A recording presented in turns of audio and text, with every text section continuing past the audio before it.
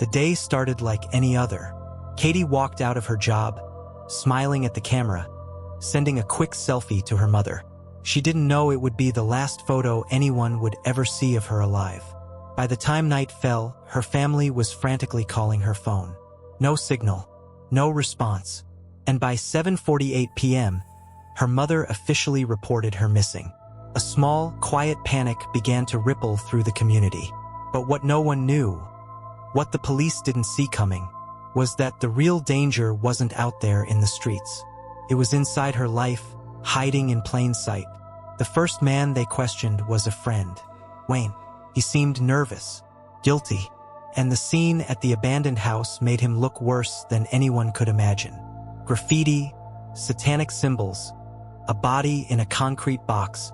It looked like a horror movie, and in that chaos it seemed like the police had their killer. But Wayne wasn't the one who did it. The real killer had planned every step of this night, every false clue, every piece of evidence meant to mislead. And while detectives followed the trail, he was already watching them, smiling quietly behind a mask of normalcy. That man was John Blauvelt, calm, composed, and terrifyingly meticulous.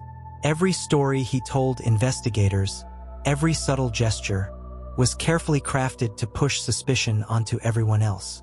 Even his closest friends, the people who thought they knew him, became unwitting actors in his plan. He knew the exact moment to divert attention, the exact phrase to plant seeds of doubt, the exact way to make everyone around him seem dangerous, while he remained invisible.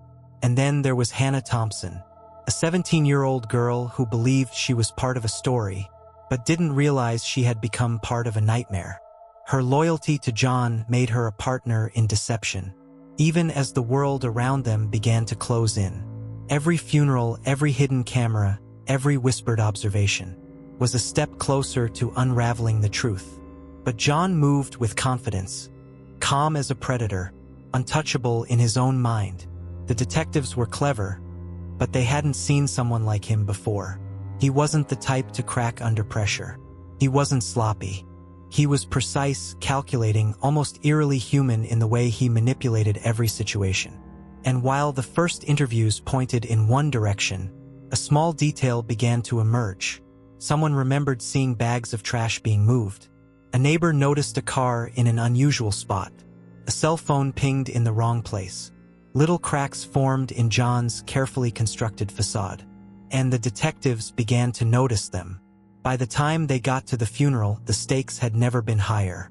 Hidden cameras, carefully planted microphones, every small gesture, every sip of water, recorded without him knowing. The plan was simple: collect DNA, catch a small slip, and finally pin the truth. But in a room full of grieving friends and family, John didn't panic. He smiled, he posed, and yet, one small misstep, a glance at the casket, a laugh too soft, a young girl giggling beside him, revealed more than he intended. Detectives started piecing together timelines. They re-interviewed friends, former roommates, family members. Wayne's story, which had seemed damning at first, suddenly didn't match the evidence, and the truth began to take shape. John Blauvelt had planned this murder long before anyone imagined. Months of preparation, careful observation, manipulation of everyone around him. He had created a world in which he could never be caught. But no plan survives contact with investigation. The law may move slowly, but patience is a weapon. Every lie left a trace, every manipulation a clue.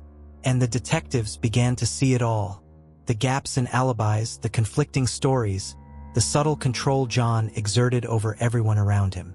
Hannah, once a participant in his deception, began to crack under pressure. Separated from him, confronted with facts she couldn't escape, her nervousness betrayed the truth John had hoped to bury forever. Meanwhile, John's escape became a nationwide manhunt. He crossed state lines, abandoned cars, threw investigators off the trail. He had planned every detail, except the unpredictability of human witnesses. And slowly, piece by piece, law enforcement began to catch up. Every text, every call, every cell tower ping, each tiny digital breadcrumb brought them closer to a man who believed he could disappear completely. And yet, even when the noose seemed tightest, John remained calm. The interviews, the interrogation, the mounting evidence, nothing broke him. Because he had built his world so carefully, he thought it was unbreakable. But he underestimated one thing: truth has a way of emerging, no matter how carefully it is hidden. By the end, it was the small details that mattered most. DNA from a forgotten cup, a lie told to a friend, a teenager's nervous glance. These were the cracks that finally shattered the illusion. And while John thought he could outsmart everyone, justice, patient, methodical, relentless, was waiting for him. This story is more than a murder case. It's a glimpse into the mind of someone capable of planning evil with frightening clarity.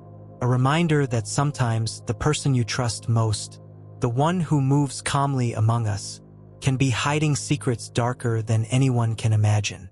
And for those who think they can disappear, remember this: the truth doesn't tire, it doesn't sleep, and it never forgets.